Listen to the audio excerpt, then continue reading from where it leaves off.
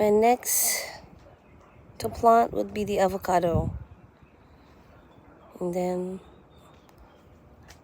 that's the pot I'm prepping.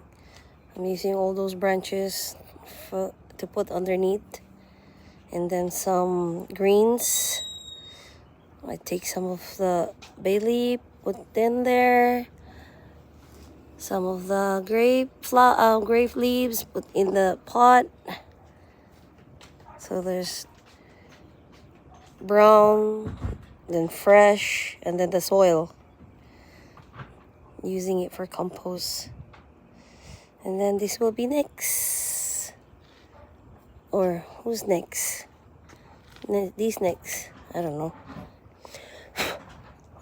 I don't know which one to put in the ground. This one looks so much healthier though. Maybe I'll put this one in the ground instead and then nurture this in the pot. So yeah. Now I have gulay. And these.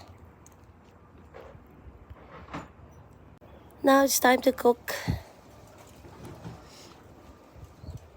Time to cook. Still have a lot of things to plant. Oh my god.